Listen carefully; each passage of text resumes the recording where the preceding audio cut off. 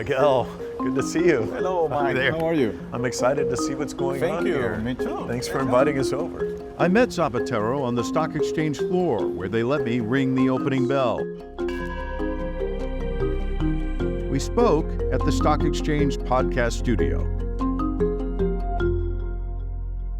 This is obviously the booth where you have a podcast, where undoubtedly on occasion you explain what BVL is. So for our audience, can you do the same? Sure. BVL is actually states in Spanish Lima Stock Exchange, Bolsa de Valores de Lima.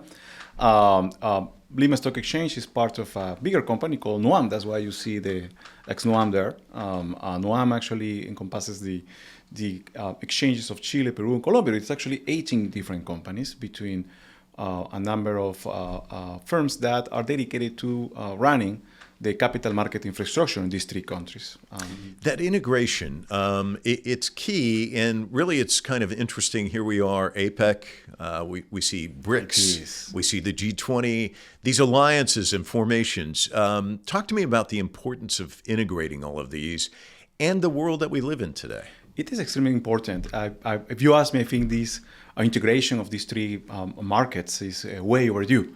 Globalization is a big trend, and markets require a bigger number of solutions, standardization, and bigger scale. Our markets, this is a market that keeps growing and growing, and we need to put larger solutions, easier access.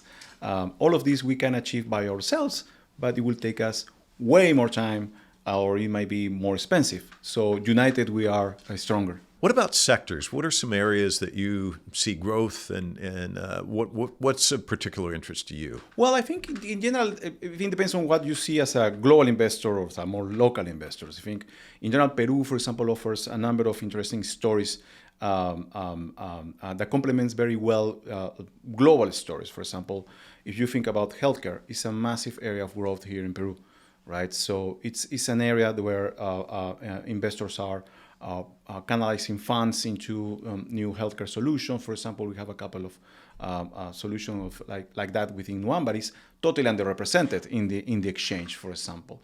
The other elements are trends that are already running, like commodities, right? The Lima Stock Exchange, 45% of their capitalization, of their size, is actually mining companies that have had a very good run this year, almost 20% return year to date. And these are solutions that are backed by a global trend, which is basically clean energies, for example, electric vehicles, for example. So they're going to need more copper, for example, or more base materials to make these transitions to clean energy, for example.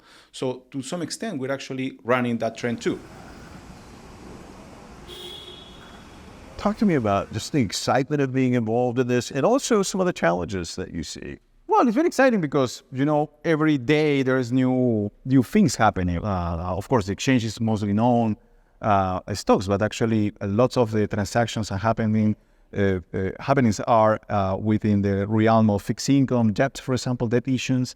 And we have a registry system in which we help financial institutions to run short-term financing for companies, for example, with receivables, for example, invoices and things like that. So we can be starting talking with a large pension fund one morning, in the middle of the day a regulator, in the evening with a school, for example.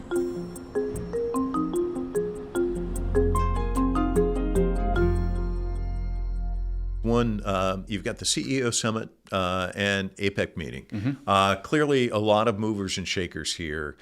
I look at it from the standpoint of a journalist. You look at it from a different standpoint, I would think. What do you look for to happen here in Lima? What interests you about this gathering? I think this gathering helps to actually communicate. I think doesn't need that in one dialogue in 20 minutes you're going to solve the problems of the world or in your company or your investment issues, but it helps to have this discussion. And I think these spaces are a unique opportunity for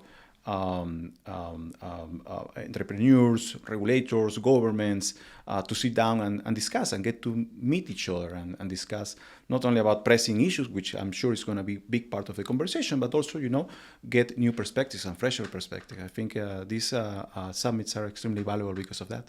Let me ask one final question. One of the changes that I see, and I'd like to get your thought on this, is that the world seems to get smaller. And we're seeing an example of that. The megaport, and people were saying from Shanghai to Chiang-Kai or Chiang-Kai to Shanghai. But it is a connection now that's going to change the climate. What excites you about that? Well, I think it's see the opportunities that open up to the Peruvian economy in terms of new stories, new successful stories that come. We have always been talking about our strengths. We have a fantastic weather to grow things and have a strong agriculture sector.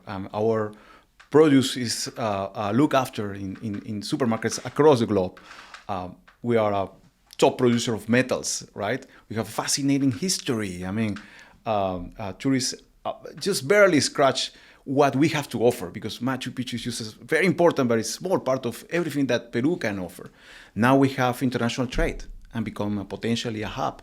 And these stories in terms of logistics, ports, infrastructure are part of these new trends. If globalization and commerce are something that keeps growing, and it will continue to grow, we want to be a part of that, not on the satellite part. With this sort of investments, I think we can have a better position and, bring more prosperity to not only our citizens, but citizens across the region. Miguel, what a pleasure. Thank you so much. Thank you, really Mike. Appreciate it. Thank you so much, Mike.